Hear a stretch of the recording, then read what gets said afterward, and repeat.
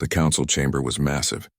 It stretched high above the delegates with walls made of clear crystal that showed the stars beyond.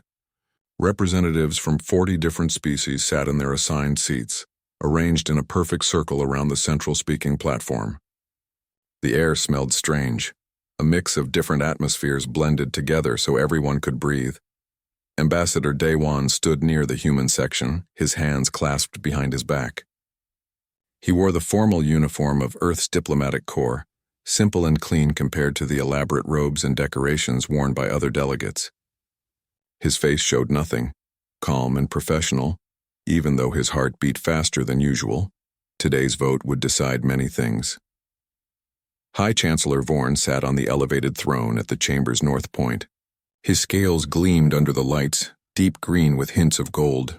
He was old, ancient by most species standards, and he had led the Galactic Council for 30 years. Power came naturally to him, and he wore it like a second skin. The Trade Protection Act comes to vote, Vorn announced. His voice boomed through the chamber without need for amplification. All delegates have reviewed the terms. We shall proceed. Daewon had reviewed the terms many times. The act promised military protection for all member species during commercial activities. On the surface, it sounded fair and necessary. Pirates had grown bolder in recent years, attacking merchant vessels in the outer territories. Trade routes needed protection. The problem was not the idea. The problem was the execution. Counselor Myra, representing the Chithar hives, raised one of her forearms. Her insectoid features made emotions hard to read, but her voice carried concern. Before we vote, I wish to address the taxation clause once more. Vorn's eyes narrowed slightly. The taxation structure has been discussed extensively. Yes, but not fairly, Myra said. She turned to face the other delegates. The humans currently provide 60% of the military force protecting our trade routes.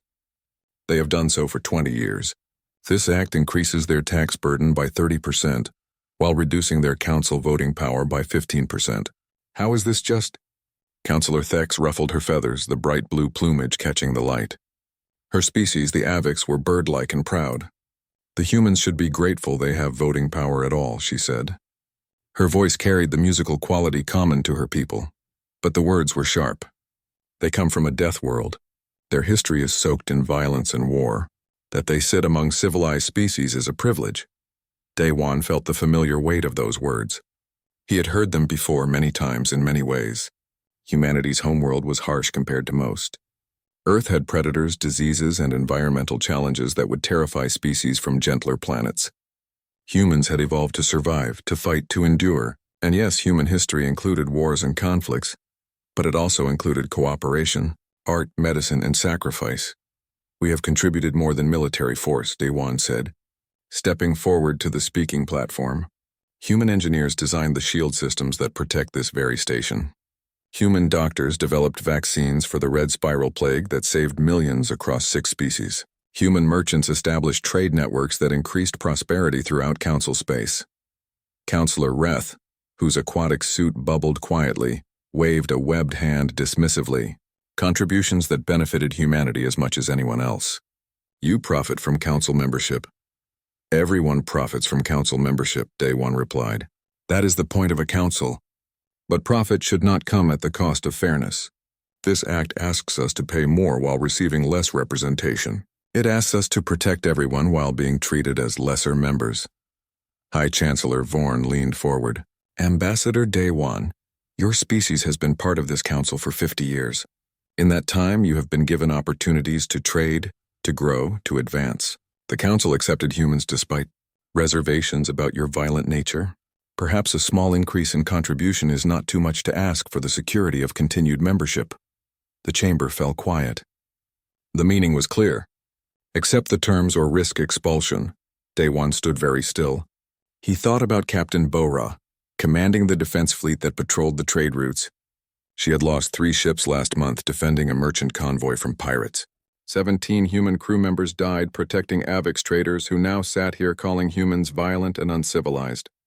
He thought about engineer Hansol, who spent 6 months in space helping to repair the orbital docks around Reth's homeworld after a meteor strike. Hansol had missed the birth of his daughter to help people who now dismissed human contributions as self-serving. He thought about Admiral Tae Yang, who had organized the defense grid that stopped a massive pirate fleet from raiding the inner worlds 3 years ago. The grateful speeches had been loud then. The memory seemed short now. "I see," Daewon said quietly. "Then we proceed to vote," Vorn declared. "All in favor of the Trade Protection Act as written?" Hands, tentacles, claws, and appendages rose across the chamber. Daewon counted quickly. 34 species voted in favor. All opposed? 4 appendages rose. Myra and 3 others. "Not enough, the act passes," Vorn announced. "Humanity will be informed of the new tax assessments within 10 cycles." This council stands adjourned. Delegates began to file out, chattering among themselves. Several were already discussing how the increased human military presence would benefit their trade routes. None seemed to notice Daewon still standing at the platform. Counselor Thex passed close by, her guards following. She glanced at him and something like pity crossed her features. "You should accept this gracefully, Ambassador. Things could be much worse for your kind." Daewon turned to look at her directly. "Counselor Thex, I want to thank you." She blinked, surprised. "Thank me." "Yes, you and this council have clarified something important today. You have shown us exactly how you view humanity. Not as equals, not as partners, as tools to be used and dismissed when convenient." His voice remained calm, almost gentle. "That is valuable information." Thex's feathers ruffled with annoyance. "Your species should learn humility, Ambassador." "Perhaps," Daewon said. "Or perhaps the council should learn the difference between humility and being taken for granted." He bowed slightly, the formal gesture of diplomatic courtesy, and walked toward the exit. His aide waited there, a young woman named Jiwoo, her expression carefully neutral. "Send a priority message to Earth," Daewon said quietly as they walked. "Encryption level maximum. Tell them the vote went as expected. Tell them it is time to implement Protocol Stillwater." Jiwoo's eyes widened slightly, but she nodded. "Yes, Ambassador." Behind them, the council chamber slowly emptied. Delegates laughed and talked, pleased with their day's work. They had secured military protection without giving up anything valuable. The humans would comply because what choice did they have? High Chancellor Vorn remained in his throne, reviewing data on a holographic display. The numbers were good. Trade projections showed increased profit. Security assessments showed strong coverage. Everything was proceeding according to plan. He did not notice Daewon pause at the chamber exit and look back one final time. The human ambassador's face showed no anger, no resentment, no threat. Just a quiet, thoughtful sadness, as if watching something precious break. Then Daewon walked out, and the door sealed behind him with a soft hiss. In the human embassy, 3 levels below the council chamber, Jiwoo's encrypted message raced across light years to Earth. It was brief, professional, and carried no emotion. But on Earth, in military commands and government offices, people began to move with sudden purpose. Orders went out. Ships received new instructions. Civilians were quietly notified of evacuation protocols. The message that shook humanity's presence across the galaxy contained only 3 words after the situation report: "Begin the withdrawal." Captain Bora stood on the bridge of the UHNS Defender, watching the tactical display with focused attention. Her ship was one of 30 human vessels patrolling the outer rim trade routes. They had been here for 8 months, protecting merchant convoys from pirate raids. The communication from Fleet Command arrived with the highest priority flag. "Captain, encrypted orders incoming," her communications officer announced. Bora moved to her command chair and accessed the message directly. Her eyes moved across the text quickly, professionally, but her jaw tightened slightly as she read. When she finished, she closed the display and looked out at the stars beyond the viewport. "Helm, plot a course back to human space. All patrol ships are to form up and follow us." Her first officer, Lieutenant Hyun-woo, looked up sharply. "Captain? Our patrol assignment isn't finished for another 4 weeks. The assignment is over," Bora said simply. "Send the recall signal. All human vessels are to cease patrol operations and return home immediately." Hyun-woo hesitated, then nodded and began issuing orders. Within minutes, the 30 human ships began changing course, leaving their patrol sectors behind. The trade routes they had protected stretched empty behind them. A merchant vessel from the Avix homeworld sent a confused transmission. "UHN's Defender, this is merchant ship Skyfeather. Are you abandoning your patrol? We have a convoy coming through this sector tomorrow." Bora took the communication herself. "Skyfeather, our patrol assignment has concluded. We recommend you contact the Council for alternative security arrangements. Safe travels. She closed the channel before they could respond with more questions. Captain, Hyunwoo said quietly, the Council will not be happy about this. Bo-ra allowed herself a small smile. No, they will not. In the Council Station's commercial district, Engineer Han Sol walked through the human quarter with a tablet in hand. He checked off items on his list as he went. The bakery owned by the Kim family closed and emptied. The medical clinic run by Dr. Yeon-soo. Equipment packed and shipped. The school where human children learned alongside alien youngsters. Desks cleared and files transferred. Mr. Han Sol? A voice called from behind him. He turned to see Merchant Vrex, a Chithar who ran the neighboring shop. Vrex's forearms gestured with agitation. What is happening? Why are the human businesses closing? Han Sol had prepared for these questions. Many families are relocating. Personal reasons, economic opportunities elsewhere. All of them? At the same time? Vrex's compound eyes focused on him. This seems coordinated. People make their own choices, Han Sol said politely. I just help with the logistics. Vrex moved closer, lowering his voice. Is this about the Trade Protection Act? Many of us thought that vote was unfair. Councillor Myra spoke against it. Han Sol appreciated that. Myra had been one of the few voices of reason. But it did not change what needed to happen. Thank you for being a good neighbor, Vrex. I hope your business continues to prosper. He walked away before the merchant could ask more questions. There was still much work to do. 70,000 human civilians lived on the council station. All of them needed to be evacuated within 2 weeks, and they needed to do it quietly. No panic, no drama, just a steady, organized departure. His tablet showed the next location.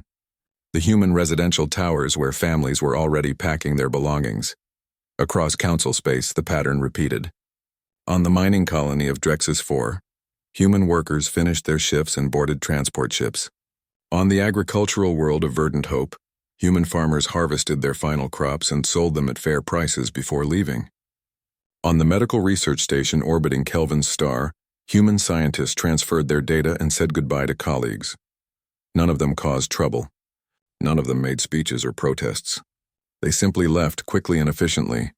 Admiral Taeyang coordinated the entire operation from the human command ship stationed at the edge of council space. His tactical display showed hundreds of human vessels moving. Thousands of civilians relocating, decades of presence slowly disappearing. Admiral, we are receiving inquiries from council authorities, his communications officer reported. They are asking about the unusual movement of human ships. Respond that we are conducting standard fleet reorganization exercises, Taeyang ordered. Be polite but provide no details. It was not exactly a lie. They were reorganizing the fleet, just not in the way the council would expect. Sir, the civilian evacuation is 60% complete. We are ahead of schedule, Taeyang nodded. Humans were good at this, at moving quickly when necessary. Centuries of disasters and wars on Earth had taught them how to evacuate efficiently. Good. Maintain the pace, but do not rush. I want no accidents, the council noticed eventually. It was impossible to hide the departure of so many people and ships entirely. High Chancellor Vorn called an emergency session 5 days after the withdrawal began. What is the meaning of this? Vorn demanded, glaring at the few human diplomats who remained at the station. Human ships are leaving their assigned patrol routes. Human civilians are evacuating from stations across council space. Explain yourselves. Ambassador Daewon, still calm and professional, stood before the council. As I mentioned during the last session, humanity is considering its position carefully. We are conducting an internal review of our participation in council affairs. By abandoning your responsibilities, Councillor Thex's voice carried outrage. You have contracts, agreements, obligations. All contracts are being fulfilled, Daewon replied.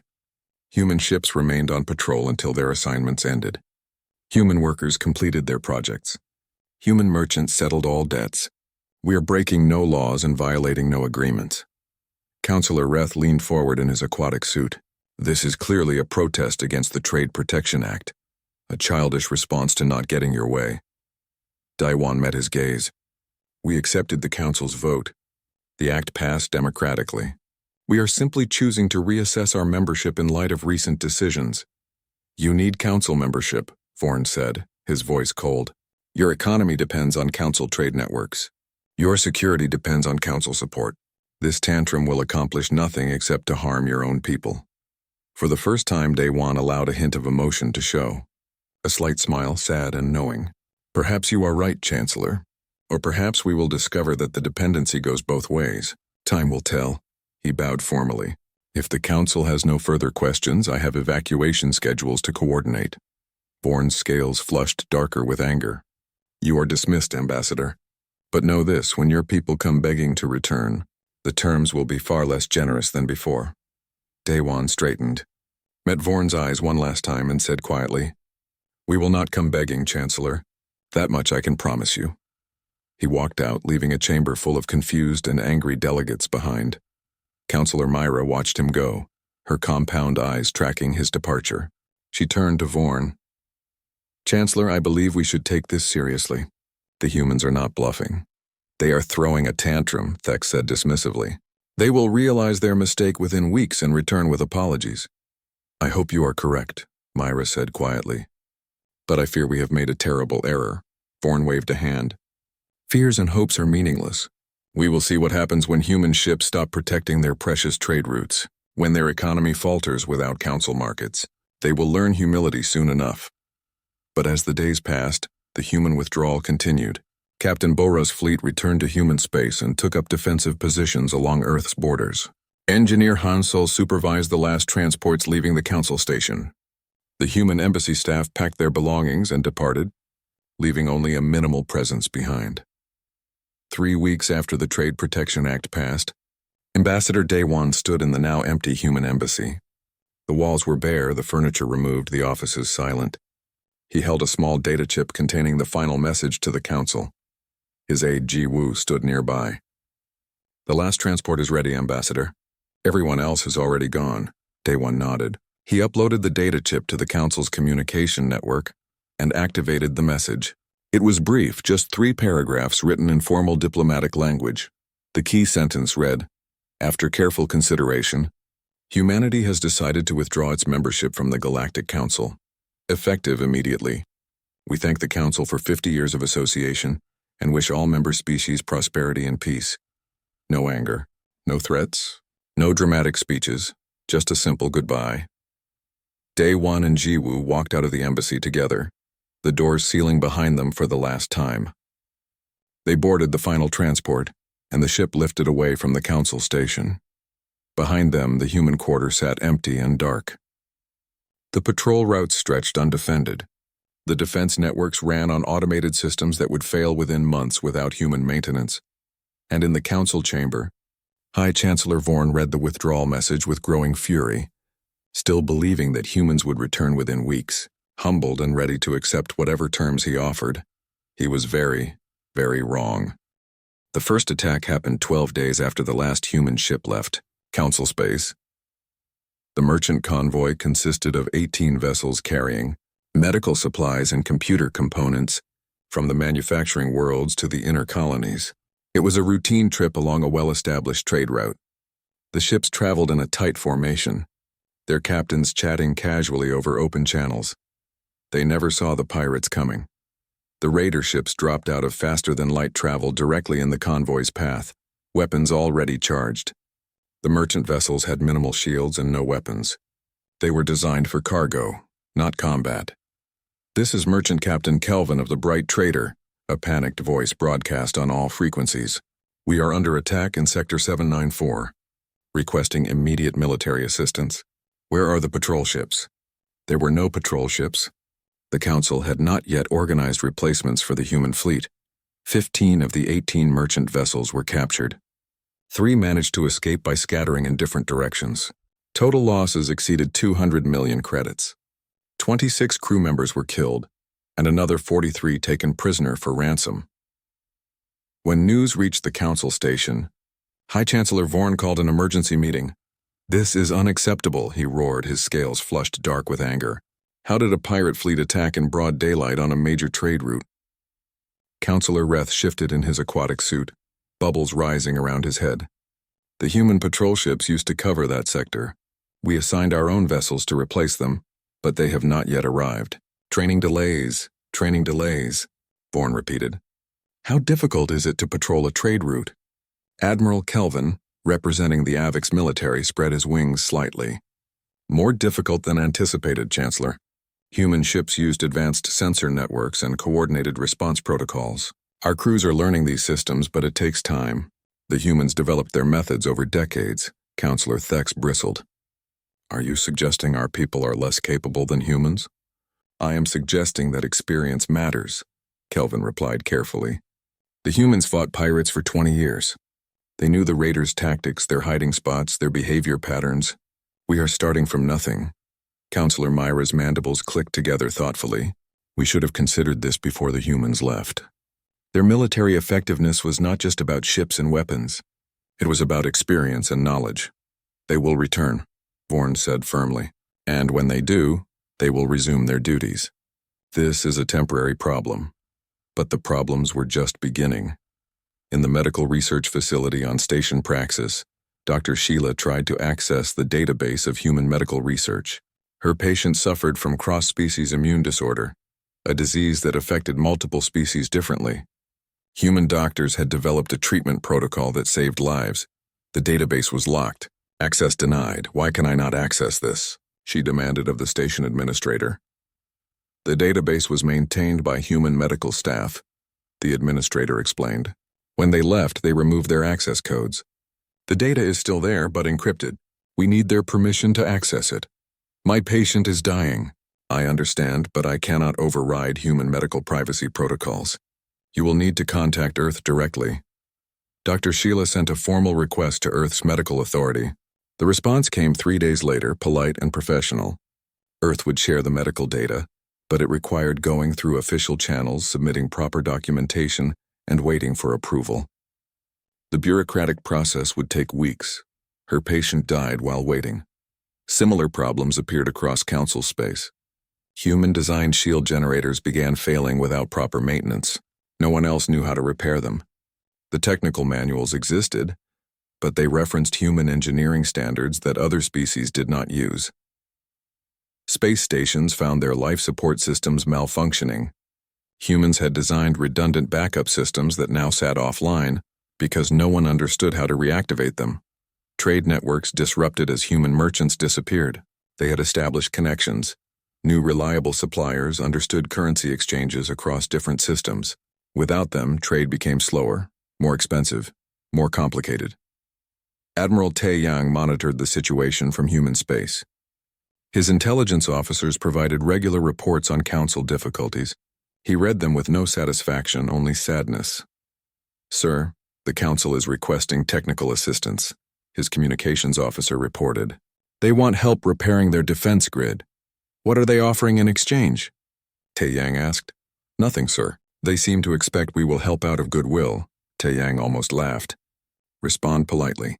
Tell them Earth's technical experts are busy with internal projects. Suggest they hire civilian contractors if they need assistance. That will take months and cost them a fortune. Yes, Tae-Yang said quietly. It will. 6 weeks after the withdrawal, another pirate attack struck. This time they hit a mining colony in the Outer Rim. The colony had no defenses except for automated turrets that pirates easily disabled. They stripped the facility of processed minerals worth 400 million credits. The Council deployed military ships to pursue the raiders. The ships were fast, well-armed, and crewed by trained officers. But they arrived too late. And when they tried to track the pirates through the asteroid fields, they lost the trail within hours. Captain Bora, watching from her monitoring post, could have told them where the pirates were hiding. Her ships had mapped those asteroid fields years ago. They knew every hiding spot, every escape route. But no one asked, and she volunteered nothing. The Council merchant guilds began demanding action. Trade insurance rates skyrocketed as insurers calculated the new risk levels. Some shipping companies refused to travel certain routes entirely. High Chancellor Vorn tried to negotiate with humanity again. He sent a formal message to Earth requesting a meeting to discuss matters of mutual interest. The response from Earth's government was polite but clear. Humanity had withdrawn from the Council and had no interest in rejoining under the current structure. If the Council wished to discuss a new relationship based on equal partnership, Earth would consider it. Until then, humanity would focus on its own affairs. Vorn read the message twice, his claws scraping against the armrest of his throne. They dare make demands? After abandoning their responsibilities? Counselor Myra watched him carefully. Chancellor, perhaps we should consider their position. Our situation is becoming serious. We are experiencing temporary difficulties, Vorn snapped. Nothing more. We do not need humans. We managed for thousands of years before they joined. Before they joined, pirate attacks were 3 times higher, Myra pointed out. Trade volumes were 40% lower. Medical advances came slower. These are facts, not opinions.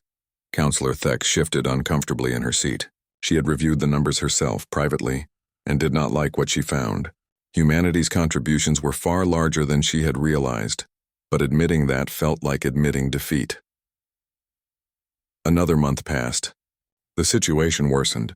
3 more species reported supply shortages. The Council's income from trade taxes dropped by 20% as merchant activity declined. Several diplomatic initiatives stalled because human translators were no longer available. Humans had a gift for languages.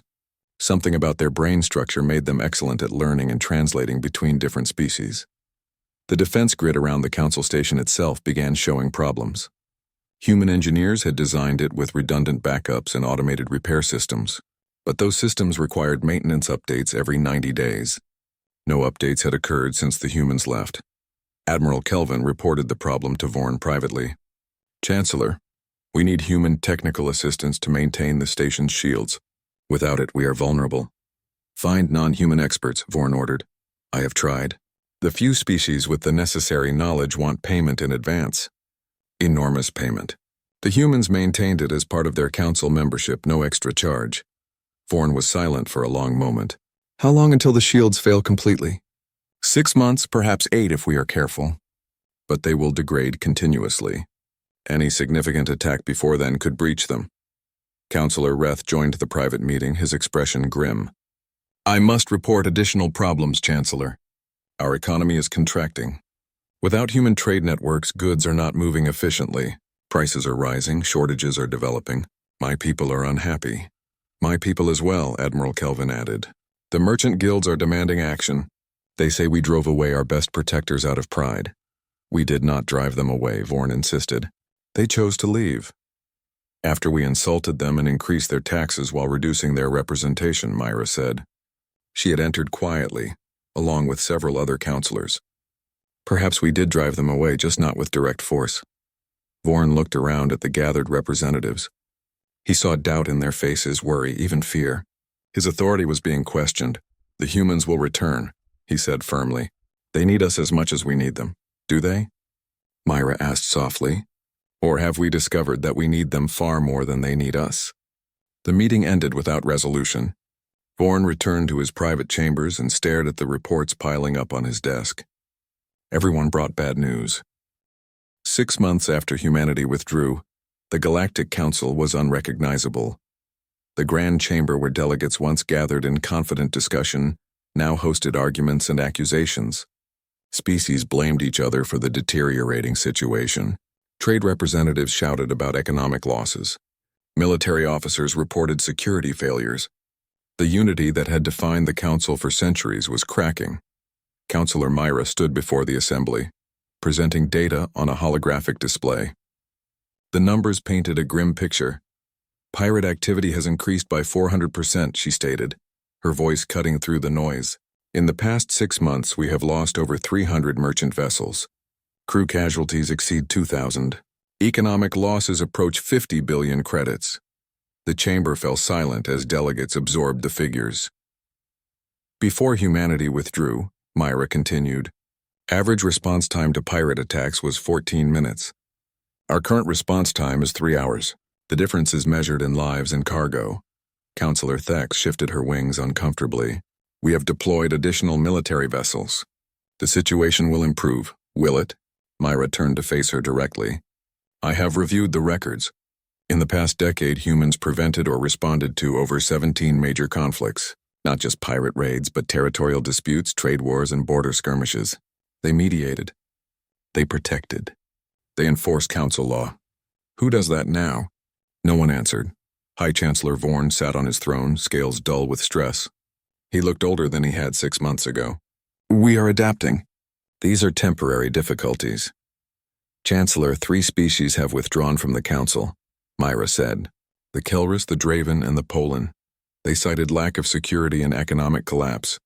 How many more will leave before we acknowledge our mistake? Forn's claws dug into his armrest. We made no mistake. The humans chose to leave. They abandoned their responsibilities, did they? A new voice spoke up. Ambassador Goreth from the Torellian Federation stood slowly. His species rarely spoke in council sessions, preferring to observe. I have reviewed the Trade Protection Act that sparked this crisis. Humanity was asked to provide more protection, pay higher taxes, and accept reduced representation. Tell me, Chancellor, would any species here accept such terms? Silence. The humans were not treated as equals, Goreth continued. They were treated as servants. Useful, necessary, but not truly respected. They simply chose to stop accepting that treatment. Councillor Reth's aquatic suit bubbled angrily. They benefited from council membership. They had access to markets, technology, resources. And what did we benefit from them? Goreth asked. I obtained records from the council archives. Human technology prevented the red spiral plague from becoming a galactic pandemic. Human engineers designed the shield systems protecting this station. Human merchants established trade networks that increased prosperity across 40 systems. Human military forces maintained peace and security while asking for nothing in return except fair treatment. He looked around the chamber. Instead, we called them violent, uncivilized. We mocked their death world origins while relying on the strength those origins provided. We took them for granted. Councillor Thex stood abruptly. This is revisionist history. The humans were aggressive, always ready for conflict. Their military strength made other species uncomfortable. Their strength made us safe, Myra said quietly. And yes, they were ready for conflict because conflict exists. Pirates do not care about our diplomatic sensibilities. Raiders do not stop attacking because we ask politely. The humans understood this. They prepared for reality while we preferred comfortable illusions. The argument continued, growing more heated. Delegates took sides. Some defended the council's decision. Others, a growing number, questioned whether the Trade Protection Act had been a terrible mistake. In the back of the chamber, a junior analyst from the Economic Council waited to present her report. When the shouting finally died down, she approached the speaking platform nervously. Councilors, I have completed the economic impact analysis you requested. Vorn gestured for her to proceed. The analyst activated her display, hands trembling slightly. The departure of human merchants and traders has disrupted supply chains across the council. 14 critical resources now face shortages. Prices have increased an average of 60%. Unemployment in trade-related industries has risen to historic levels. She paused, gathering courage. The council's tax revenue has decreased by 40%. This is partially due to reduced trade activity, but also because humanity's own tax contributions were far larger than previously calculated. How much larger? Councillor Reth demanded. When accounting for direct taxes, trade fees, and economic activity generated by human businesses, humanity provided approximately 32% of the council's total operating budget. The chamber erupted in shocked murmurs. That cannot be correct, Vorn said, leaning forward. Verify those numbers. I have verified them 3 times, Chancellor. The data is accurate. Additionally, human military protection saved the Council an estimated 20 billion credits annually in defense spending. Human medical research generated advances that increased productivity and reduced healthcare costs across multiple species. Human technical expertise prevented infrastructure failures that would have cost trillions. She looked up from her display, meeting Vorn's eyes. Chancellor, the economic benefit of human membership was far greater than anyone realized. We did not just lose a member species. We lost a critical foundation of council prosperity. The silence that followed was heavy and uncomfortable. Admiral Kelvin spoke into the quiet. I must add that our military effectiveness has dropped by 70%. We have the ships, the weapons, the trained crews, but we lack the humans' coordination, their intelligence networks, their experience. 3 pirate fleets now operate openly in regions that were secure 6 months ago. They know we cannot stop them. Councillor Myra returned to the speaking platform. I propose we send a formal delegation to Earth. We must negotiate humanity's return to the Council. On what terms? Thex asked, her voice less certain than before. Whatever terms they require, Myra said simply. We need them more than they need us. That has become painfully clear. Vorn stood, his full height impressive even now. We will not beg. The council does not beg. Then what do we do? Gorth asked. Continue as we are? Watch more species leave? Watch our economy collapse? Watch pirates raid with impunity? We find alternatives. We adapt. We have been trying to adapt for 6 months, Myra said. It is not working. Pride is a luxury we can no longer afford. The debate raged for hours. Finally, Vorn called for a vote. Should the council send a delegation to Earth to negotiate humanity's return? 28 votes in favor, 9 against, 3 abstentions. The motion passed, but Vorn refused to lead the delegation. He appointed Councillor Myra instead, along with several other representatives. You believe we need the humans so desperately? He told them coldly. Then you go beg them to return. The delegation departed 3 days later. Their ships traveled to Earth, entering human space for the first time since the withdrawal. They were met by a polite but firm military escort that guided them to a neutral meeting station. Ambassador Daewon greeted them there, looking exactly as he had 6 months ago. Calm, professional, showing no emotion. Councillor Myra, Ambassador Gorth, he said, bowing slightly. Welcome. Myra looked around the meeting room. It was simple, functional, nothing like the grand chambers of the council station. But it was clean and comfortable. Ambassador Daewon, thank you for agreeing to meet with us. Of course. Please sit. Would you like refreshments? They accepted, and for a few minutes they made small talk. Then Myra set down her drink and met Daewon's eyes directly. Ambassador, I will not waste your time with diplomatic language. The council needs humanity to return. Daewon said nothing, waiting. We made a mistake, Myra continued. The Trade Protection Act was unfair.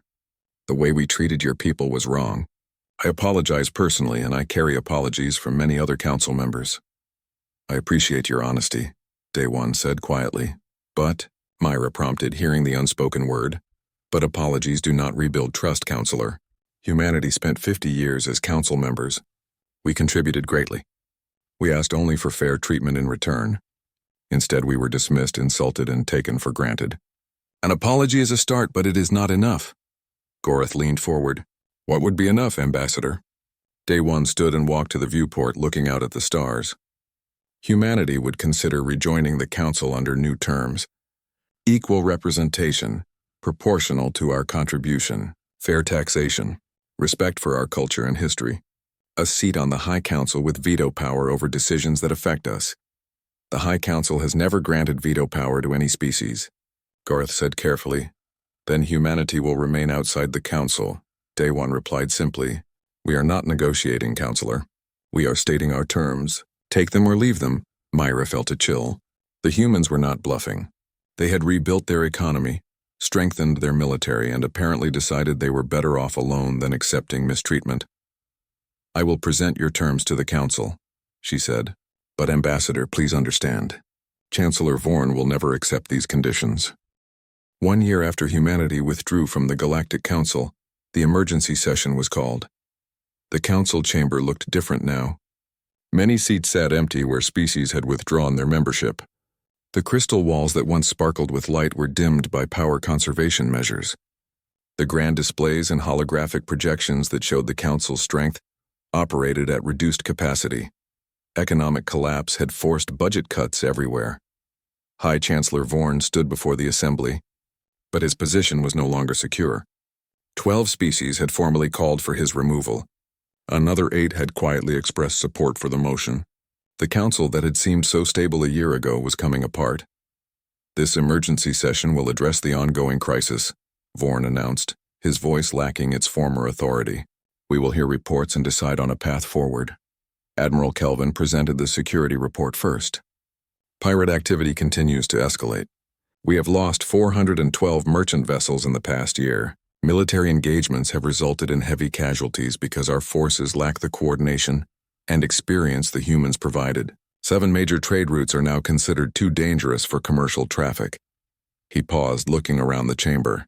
I must also report that 2 of our own military fleets have been approached by pirate organizations, offering them better pay to switch sides. The morale problems are severe. Councillor Reth delivered the economic report. Council tax revenue has dropped 65%. Trade volume is down 70%. Unemployment across member species averages 40%. We face resource shortages in 14 critical categories.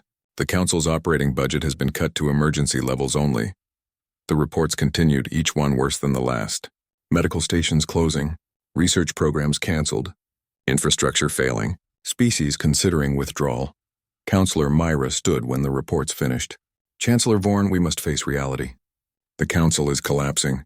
We have two choices: negotiate humanity's return on their terms or watch the Council die. There are other options, Vorn said stubbornly. We can rebuild without the humans. With what resources? Myra demanded. With what money?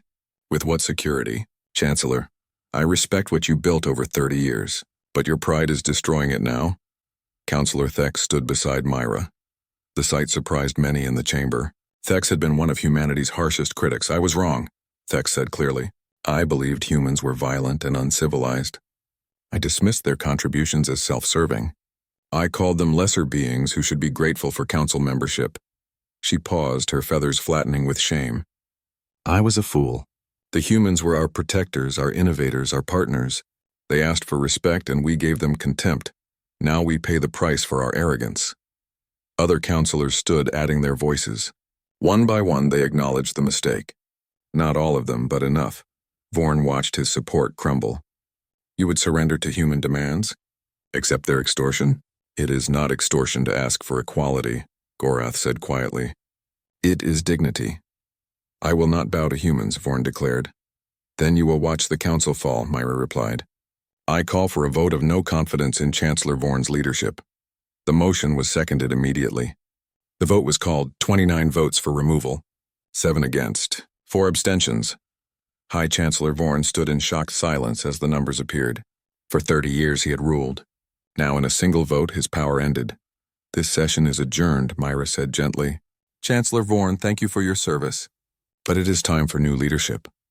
Vorn walked out of the chamber without another word, his scales dull, his shoulders bent. 30 years of authority gone in moments. The council elected Myra as interim High Chancellor that same day. Her first act was to send a message to Earth requesting a formal meeting. 3 weeks later, Ambassador Daewon arrived at the council station with an official delegation. Captain Bora and Admiral Tae-Yang accompanied him, along with several human representatives. The station looked worse than when they had left. Lights flickered in corridors. Climate control systems operated at minimal levels. The grand commercial district stood mostly empty, shops closed and abandoned. Bora walked through the human quarter, now dark and unused. Strange to be back, she said quietly. Strange that they need us back, Tae-Yang replied. They were escorted to the council chamber. It felt smaller somehow, diminished. The delegates who remained looked tired and worried. Chancellor Myra greeted them personally, bowing with genuine respect. Ambassador Daewon, Captain Bora, Admiral Tae-Yang, thank you for coming. Daewon returned the bow. Chancellor Myra, you requested this meeting. We are here to listen. They sat, humans on one side, council representatives on the other. The setup felt wrong, divisive. Myra made a note to change the chamber arrangement if humanity returned. Ambassador, I will speak plainly, Myra began. The council has failed without humanity. We were arrogant and dismissive. We took your contributions for granted. We treated you as tools rather than partners. For this, I apologize on behalf of the council. Daewon nodded slowly. I appreciate your honesty, Chancellor. The council wishes to invite humanity to return as members. Not under the old terms, but under new ones that recognize your value and ensure your equal treatment. She activated a holographic display showing the proposed new structure. Equal representation proportional to contribution. Fair taxation with no special burdens. A permanent seat on the High Council. Veto power over decisions that directly affect humanity. Full access to council resources and technology. And most importantly, formal recognition that all member species, including humans, are equal partners. Daewon studied the display carefully. Tae-Yang and Bora reviewed it as well, noting details and implications. These terms are acceptable, Daewon said finally, but they are not enough. Myra felt her heart sink. What else do you require? Not require, Chancellor, request. Daewon stood and walked to the chamber center. Humanity wants something that cannot be written into agreements. We want respect. not just in laws and treaties but in daily interactions. We want our culture honored, not tolerated, our history acknowledged, not dismissed, our people valued, not feared.